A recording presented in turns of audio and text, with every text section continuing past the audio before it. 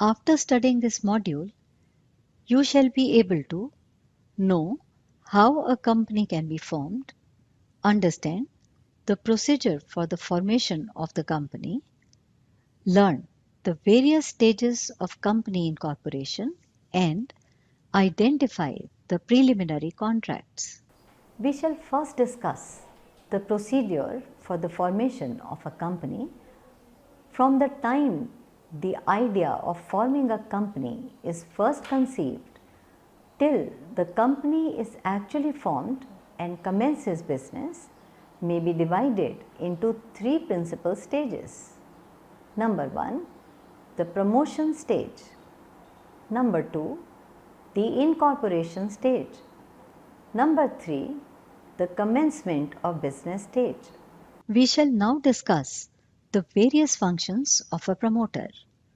The main functions of a promoter are: number 1, to conceive an idea of starting a business and explore its possibilities. 2, to undertake detailed technical, economic, and commercial feasibility of the business propositions. Help of experts may be taken for this. To conduct negotiations for the purchase of a business in case it is intended to purchase an existing business. 4. To collect the requisite number of persons, that is, 2 in case of a private company and 7 in case of a public limited company, who can sign the memorandum of association and articles of association of the company, and also to agree to act as first directors of the company. To decide on some factors such as A, the nature of the company, B, the location of its registered office, C, the amount and form of its capital, D, the underwriters of brokers for capital issue if necessary, E, the bankers, F, the auditors, and G, the legal advisors. 6. To get the memorandum of association and articles of association drafted and printed.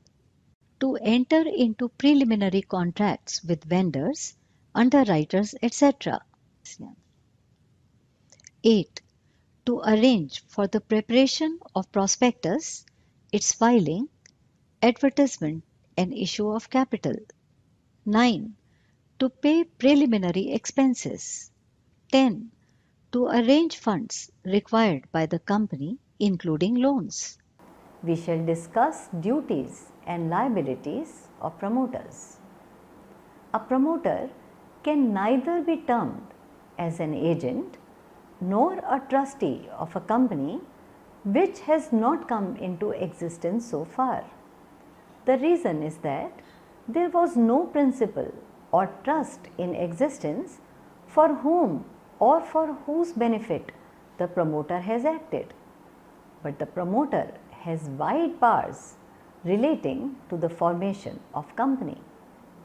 Law has put the relationship of promoters with the company they bring into existence as well as with those whom they induce to become shareholders in it as that of judiciary nature, the relationship based on utmost faith and confidence. Those who accept and use such extensive powers are not entitled to disregard the interests of corporation altogether. They must make reasonable use of the powers which they accept from the legislature, and consequently they do stand with regard to the corporation when formed in what is commonly called a fiduciary relation to some extent. This fiduciary relationship imposes an obligation on the promoters to disclose fully all material facts relating to the formation of company. Although the fiduciary relationship really begins when the company is formed, the fiduciary obligation of a promoter begins as soon as he sets out to act for or promoter of the company. Promoters should not make any secret profits at the cost of the company without its knowledge and consent. Erlanger versus New Sombrero Phosphate Company, the year 1878. Erlanger, together with some of his friends, purchased an island containing phosphate mines for £55,000. The island was then sold to a new company formed for £110,000. All the 5 directors of the newly formed company were nominated by Erlanger. At the time of the purchase agreement with Erlanger, 2 directors were abroad, while out of the remaining 3 who signed the purchase deed, 2 were completely under the control of Erlanger.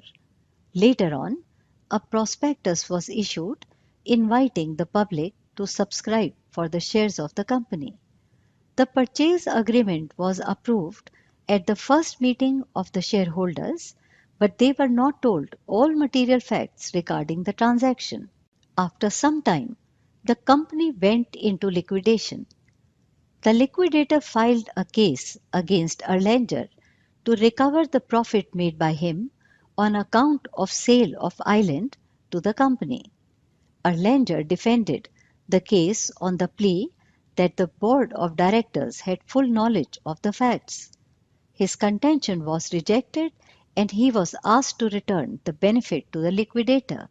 The court held if the promoters propose to sell their property to the company, it is incumbent upon them to take care that they provide the company with an executive who shall both be aware that the property which they are asked to purchase is the promoter's property, and who shall be competent and impartial judge as to whether the purchase ought or ought not to have been made. They should sell the property to the company through the medium of a board of directors who can and do exercise an independent and intelligent judgment on the transaction. Thus, it is the duty of the promoters to provide the company with an independent board. However, if the board of directors is not independent from the company, as generally is the case, the disclosure to be effective must be to the would-be shareholders as a whole. The disclosure can be made to the members of the purchasing company by its articles of association or prospectus or any other method. If this has been done, absence of an independent board of directors will not invalidate the agreement. Secret profits or undisclosed benefits of any type received by the promoters can be recovered from them by the company. Company can proceed against the promoters for any damage caused to it on account of their fraud or breach of duty.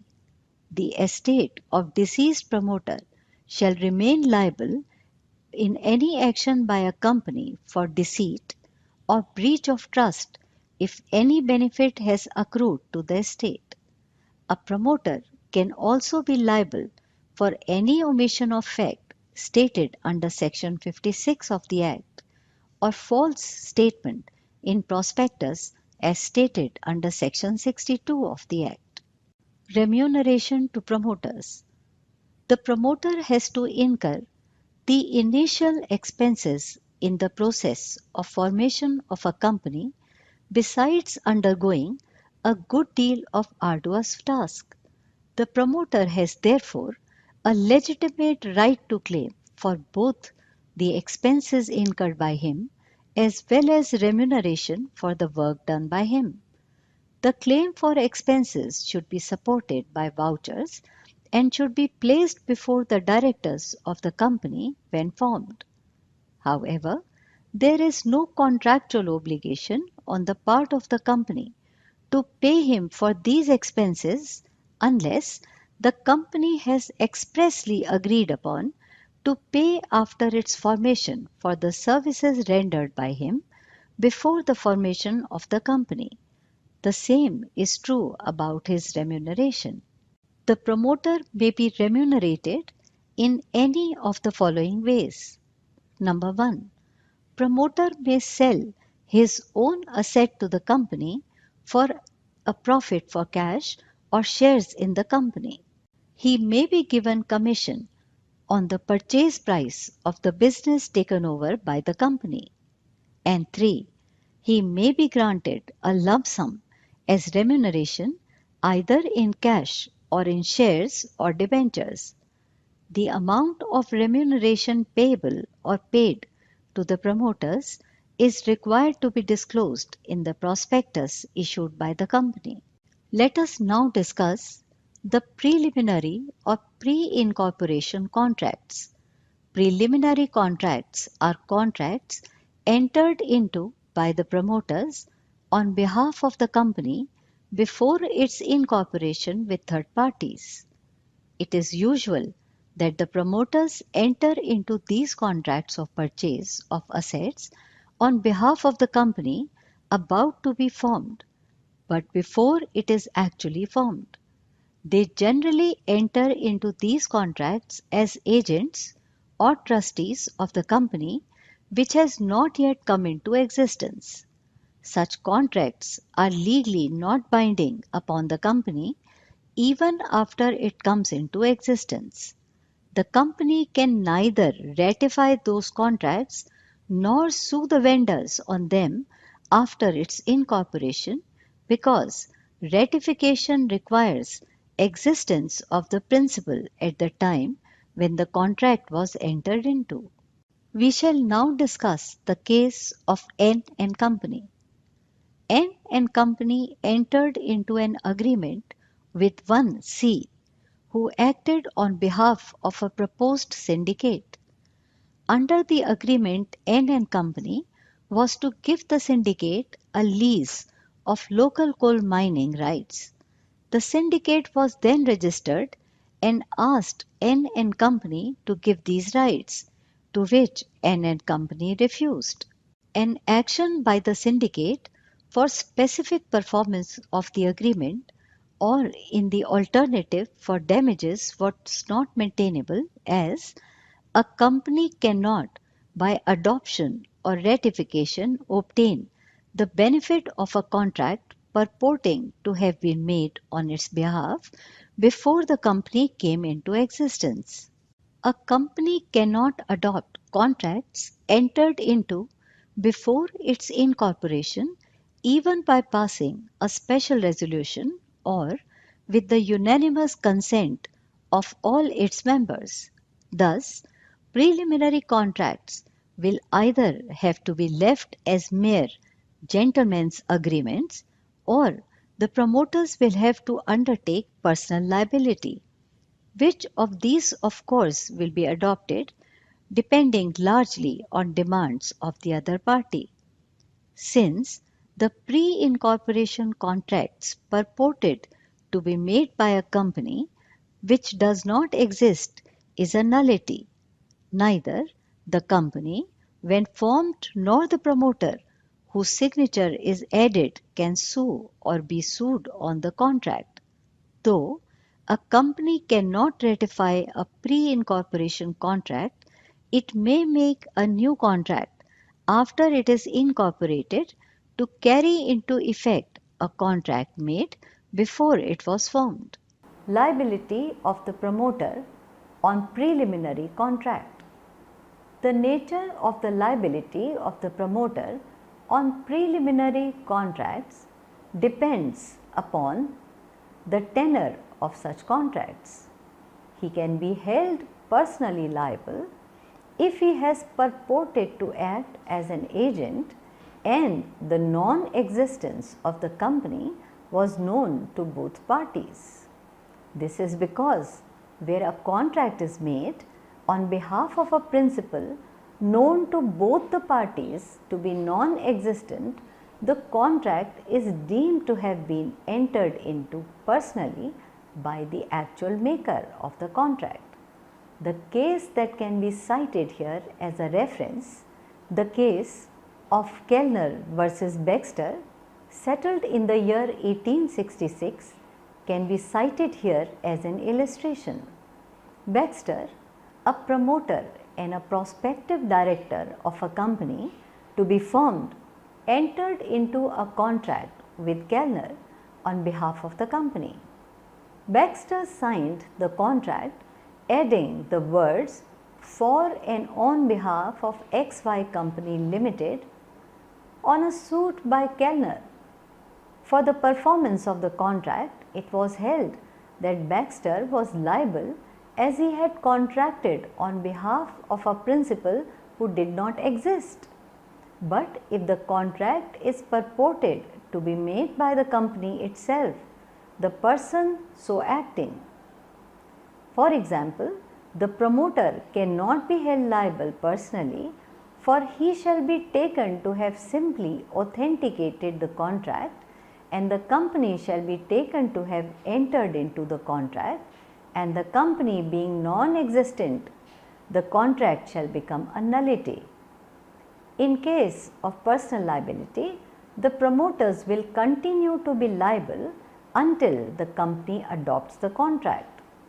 The company will adopt these contracts by entering into a new contract with the third parties on the same terms as were embodied in the original contract. Such a new agreement of adoption may not be expressly made, but may be impliedly made by the acts of the company. In order to avoid their liability, the promoters usually insert a clause in the original contract to this effect that if the contract is not adopted by the company after its incorporation with a limited time, both the promoters and the third party will be exonerated from liability. Some of the promoters simply agree to the draft contract to be entered into by the vendor and the company after incorporation. Specific Relief Act 1963 provides relief in case of preliminary contracts. Section 15, subsection H and Section 19, subsection E of the Act provide that a contract entered into by the promoters on behalf of the company before its incorporation can be enforced by or against the company if the following two conditions are satisfied. A. If the contract is entered into for the purpose of the company and such contract is warranted by the terms of incorporation, the term "for the purpose of the company" implies that the contract should be for the working purpose of the company. And B. The company accepts the contract after its incorporation and communicates such acceptance to the other party to the contract. We can further illustrate it with the help of a case. Imperial Ice Manufacture Company versus Menchershaw. The promoters of an ice cream manufacturing company entered into a contract with M for the purchase of ice manufacturing machinery for the company. The company, on its formation, subsequently adopted the contract and sent the communication of acceptance to Mr. M. Held, the contract was for the purpose of the company and was therefore enforceable by or against the company. We will now discuss about incorporation of a company. Incorporation brings a company into existence as a separate corporate entity. The promoter has to take the following steps in this connection. Steps to be taken to incorporate a new company are: the first step is to select, in order of preference, at least one suitable name up to a maximum of 6 names indicative of the main objects of the company, and thereafter ensure that the name does not resemble the name of any other already registered company and also does not violate the provisions of emblems and names, that is Prevention of Improper Use Act 1956, by availing the services of checking name availability on the portal. The third step is to apply to the concerned registrar of the companies to ascertain the availability of name in eForm 1A by logging into the portal. A fee of rupees 500 has to be paid alongside and the digital signature of the applicant proposing the company has to be attached in the form. If proposed name is not available, the user has to apply for a fresh name on the same application. After the name approval, the applicant can apply for registration of the new company by filing the required form, that is Form 1, Form 18 and Form 32 within 60 days of the name approval. Arrange for the drafting of the Memorandum of Association and Articles of Association by the solicitors, vetting of the same by ROC and printing of the same. Arrange for stamping of the Memorandum and Articles of Association with the appropriate stamp duty. Get the Memorandum and Articles of Association signed by at least 7 subscribers. However, 2 in case of private company, in his or her own hand, his or her father's name, occupation, address, and the number of shares subscribed for and witnessed by at least one person. The next step is to ensure that Memorandum of Association and Articles of Association are dated on a date after the date of stamping. The next step is to log in to the portal and fill the following forms and attach the mandatory documents listed in the form e-forms, namely Declaration of Compliance under Form 1, 2. Notice of Situation of Registered Office of the Company under Form 18, and 3. Particulars of the Directors, Manager or Secretary under Form 32. Thereafter, submit the e-forms after attaching the digital signature, pay the requisite filing and registration fees, and send the physical copy of Memorandum of Association and Articles of Association to the ROC. After processing of the form is complete and corporate identity is generated and the certificate of incorporation will be issued by the registrar of companies. We shall now study about the various documents and forms to be submitted for incorporation or registration of a company. The promoter has to file the following documents with the required fee to the Registrar of Companies of the state, commonly known as the ROC, in which the registered office of the company is to be situated. Number 1. The Memorandum of Association and the Articles of Association of the company duly signed by all the subscribers to the memorandum in such manner as may be prescribed. 2.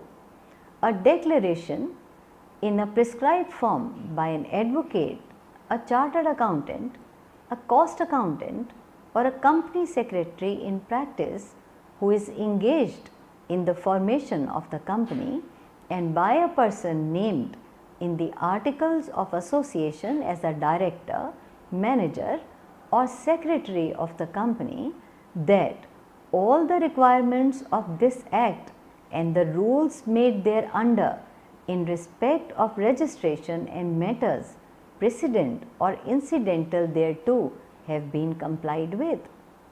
3. An affidavit from each of the subscribers to the Memorandum of Association and from persons named as first directors, if any, in the Articles of Association, that he is not convicted of any offence in connection with promotion, formation, or management of any company, or that he has not been found guilty of any fraud or misfeasance or any breach of duty to any company under this Act or any previous company law during the preceding 5 years, and that all documents filed with the Registrar of Companies for registration of the company contain information that is correct and complete and true to the best of his knowledge and belief. 4. The address for correspondence till its registered office is established. Number 5.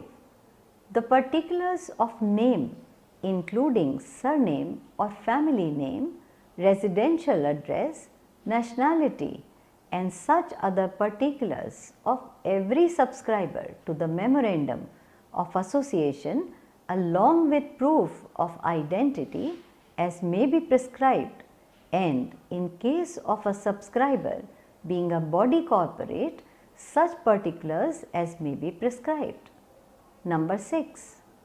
The particulars of persons mentioned in the Articles of Association as the first directors of the company, their names, including surnames or family names, the director identification number, residential address, nationality and such other particulars including proof of identity as may be prescribed. And 7. The particulars of the interests of the persons mentioned in the articles as the first directors of the company in other firms or body corporates along with their consent to act as directors of the company in such form and manner as may be prescribed. Next step is obtaining certificate of incorporation. On receipt of documents and the requisite fee, the registrar will examine them and satisfying himself that the requirement of the Companies Act are met, issue a certificate of incorporation in the prescribed form to the effect that the proposed company is incorporated under this Act. On and from the date mentioned in the certificate of incorporation, the registrar shall allot to the company a corporate identity number which shall be a distinct identity for the company and which shall also be included in the certificate. If any person furnishes any false or incorrect particulars of any information or suppresses any material information of which he or she is aware of in any of the documents filed with the Registrar of Companies in relation to the registration of a company, he or she shall be liable for action under section 447 of the Act. Let us throw some light on consequences of certificate of incorporation. Under section 9 of the Companies Act 1956 provides, from the date of incorporation mentioned in the certificate of incorporation, such of the subscribers of the memorandum and other persons as may from time to time be the members of the company shall be a body corporate by the name contained in the memorandum of association, capable forthwith of exercising all the functions of an incorporated company and having perpetual succession and common seal, with power to acquire, hold, and dispose of property, both movable and immovable, tangible and intangible, to contract and to sue and be sued by the said name. Thus, the consequences are: number 1, the certificate of incorporation brings the company into existence from the date mentioned in the certificate. 2, it is conclusive evidence of the fact that company has been duly incorporated. 3, it grants legal personality, corporate existence, and perpetual succession to the company.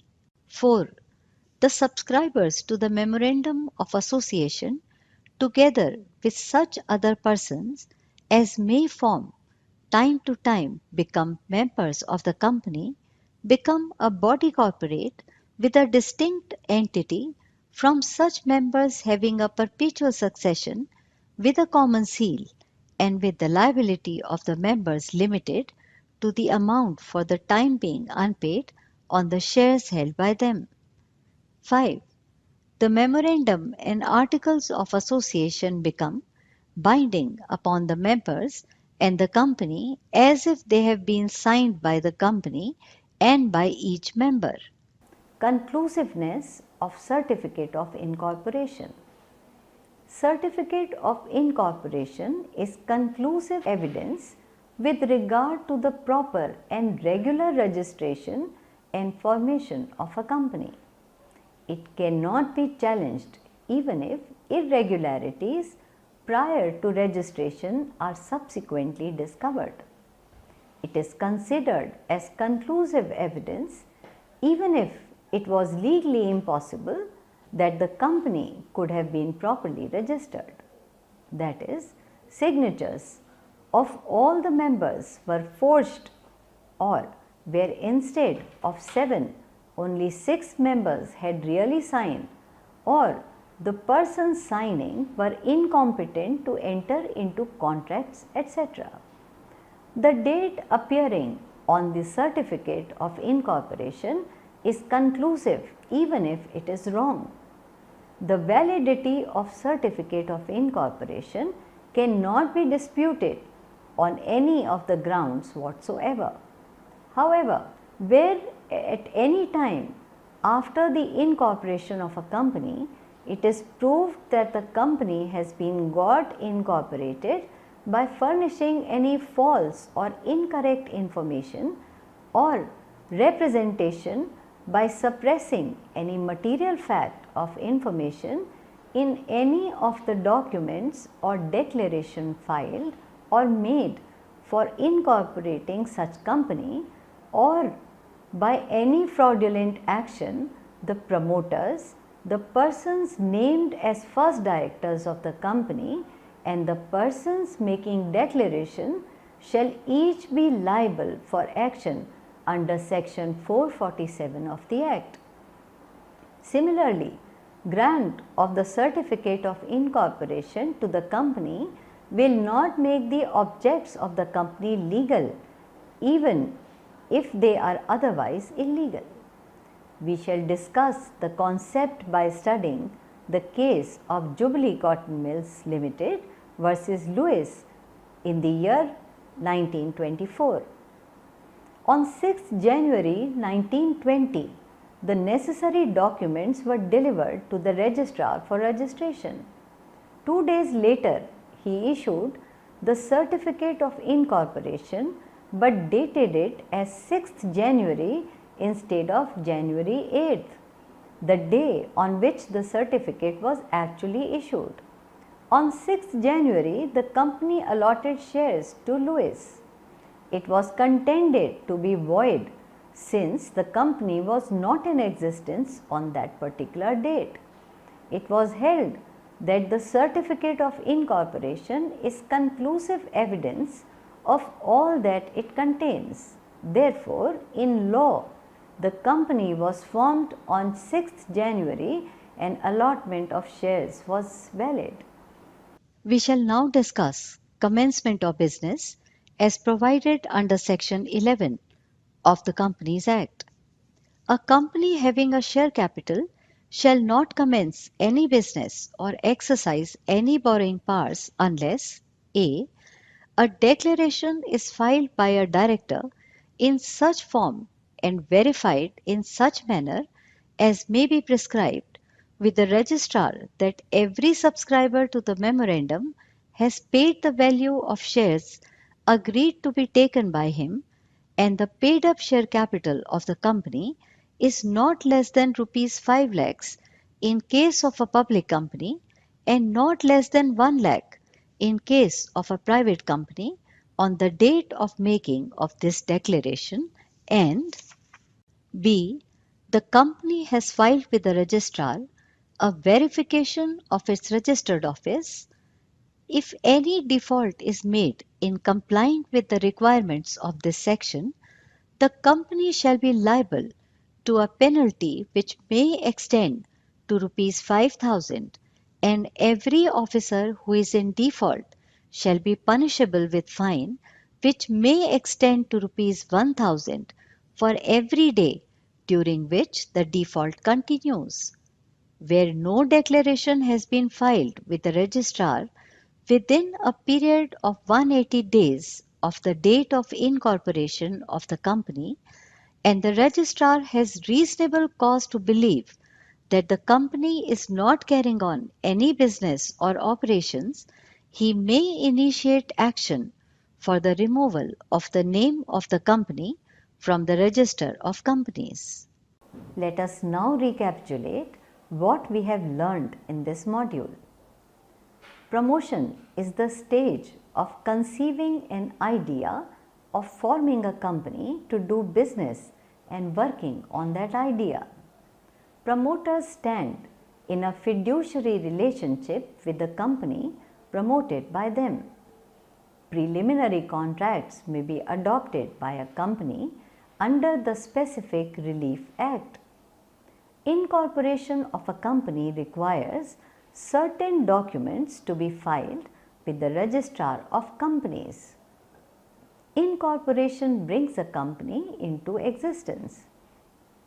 Commencement of business by a company requires filing of a prescribed declaration and verification of registered office of the company.